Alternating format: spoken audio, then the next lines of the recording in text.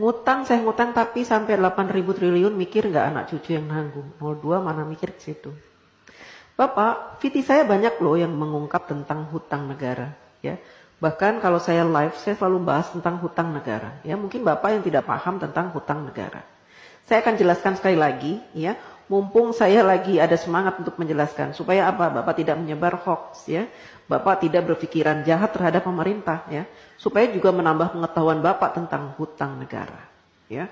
Mudah-mudahan saja penjelasan saya nanti membuat Bapak agak terbuka matanya, kupingnya, ya, pikirannya, wawasannya.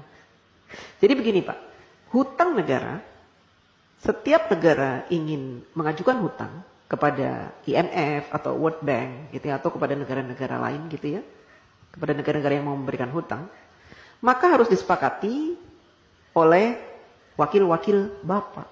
Di mana? Di DPR RI. Ya.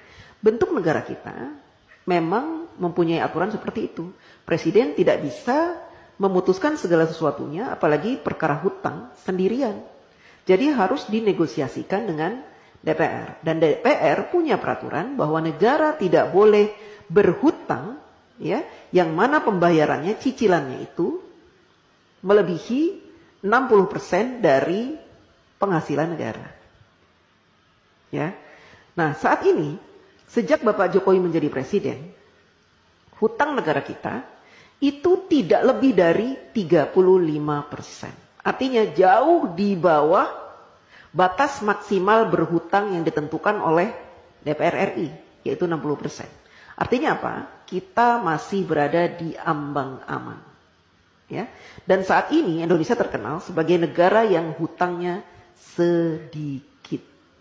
Dibanding dengan Jepang, Amerika yang sampai 200% dari PDB-nya, Jepang sampai 210%, kemudian negara-negara lain, ya, bahkan tetangga-tetangga kita, Singapura, hutangnya itu banyak Pak. Berbeda dengan kita. Kita hutangnya sedikit. Beberapa tahun yang lalu Bapak Jokowi juga sudah melunasi hutang warisan sebanyak 7.000 triliun. Bapak heran kan dari mana uang 7.000 triliun itu? Kok Pak Jokowi bisa membayar? Karena Bapak Jokowi selama ini melakukan penghematan pengeluaran APBN. Dengan cara apa? Dengan cara tidak menggunakan APBN untuk pembangunan negara. Bapak Jokowi mensiasati pembangunan negara dari para investor, baik dalam maupun luar negeri. Sehingga APBN-nya utuh, tidak diutak-atik.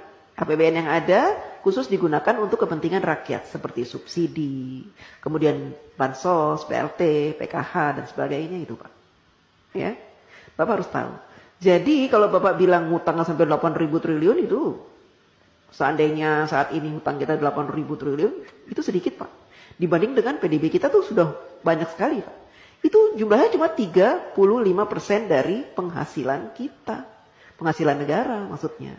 Ya Pak? Jadi masih di ambang batas wajar. Anak cucu kita nanggung. Tidak Pak, dulu juga gitu. Katanya Pak Harto berhutang banyak sampai 20.000 triliun. Nanti anak cucu nanggung. Saya tidak merasa menanggung. Saya sudah dewasa, sudah besar, sudah tua setua ini. Tidak pernah saya merasa menanggung beban hutang negara, tidak. Itu kan hanya kiasan-kiasan yang diberikan oleh orang-orang yang membenci pemerintah. Ya, jadi mereka membuat rumor-rumor seperti itu. Supaya apa? Supaya kita membenci pemerintah. Kan gitu. Kita awam, orang awam, tidak pernah diberikan pemahaman tentang hutang negara. Sehingga yang ada di pikiran kita, hutang, negara berhutang, nanti anak cucu kita akan membayar. Tidak Pak. Ya. Selama pemerintahan itu baik, memberikan kesejahteraan kepada kita, memberikan gaji UMR yang pantas, ya, kemudian memberikan peluang-peluang untuk usaha, sehingga kita punya penghasilan setiap bulan, dan memberikan lowongan-lowongan pekerjaan yang sangat banyak, maka kita tidak terbebani oleh hutang negara Pak. Ya, apalagi sekarang pemerintah sudah membuka banyak sekali lowongan dengan dibukanya smelter-smelter, proyek-proyek hilirisasi, itu akan membuka ratusan ribu lowongan pekerjaan Pak buat bangsa Indonesia, dan itu akan menjadi penghasilan yang akan dinikmati dan sehingga kita tidak dibebani oleh hutang itu. Hutang negara tidak dibebani Pak. Jadi Bapak jangan sok tahu, ya.